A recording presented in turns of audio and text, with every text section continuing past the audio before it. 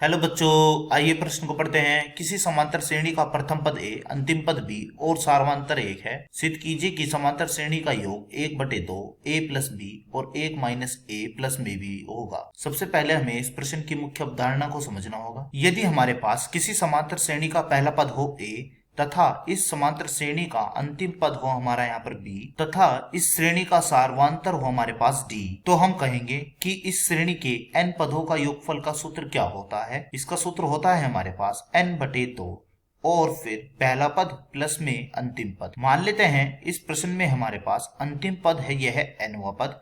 तो tn का क्या सूत्र होता है? इसका सूत्र होता है हमारे पास a प्लस में n माइनस में 1 और गुणा में d। तो अब हम इन दोनों सूत्रों का प्रयोग करते हुए अपने प्रश्न को हल करने की ओर चलते हैं। तो जैसे कि मैंने यहाँ पर nवां पद यानी कि जो अंतिम पद है हमारा, उसे मैंने क्या मान लिया इस प्रश्न में b। तो tn का सूत्र लगा दीजिए जो मैंने अपनी मुख्य अवधारणा में बताया था, a प्लस में n माइनस 1 और गुणा d।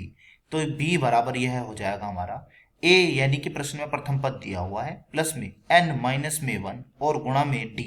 हमें इस प्रश्न में d यानी कि सार्वंतर दिया गया है, यह है 1, तो रख देते हैं d के स्थान पर। तो यह हो जाएगा हमारा b बराबर में a और फिर प्लस और फिर यह n माइनस में 1 और यानी कि 1 यह d के स्थान पर। तो इसे लिख सकते हैं b बराबर फिर है a फिर आएगा हमारा n माइनस में 1। अब हम यहाँ से क्या करते हैं, n का मान निकाल लेते हैं। तो ये मान आएगा b माइनस में a और प्लस में 1। तो हमने n का मान ज्ञात कर लिया है। अब हम बढ़ते हैं Sn के सूत्र की ओर। तो Sn का क्या सूत्र था? Sn का सूत्र था हमारे पास जब हमें अंतिम पद दिया गया हो यानी कि n/2 और फिर कोष्टक में आता है प्रथम पद प्लस में अंतिम पद। प्रथम पद है यहाँ a, अंतिम पद है यहाँ पर b। अब हम यहाँ पर n का मान रख देते हैं जो हमने ज्ञात किया था, यह था b माइनस a प्लस में 1।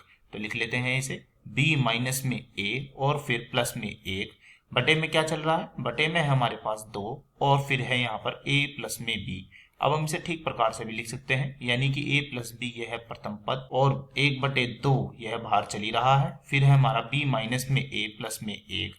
तो हमने देखा यह हमने यहाँ पर सिद्ध कर दिया है n पदों का योग। आशा करता हूँ यह प्रश्न आपको समझ में आया होगा। धन्यवाद।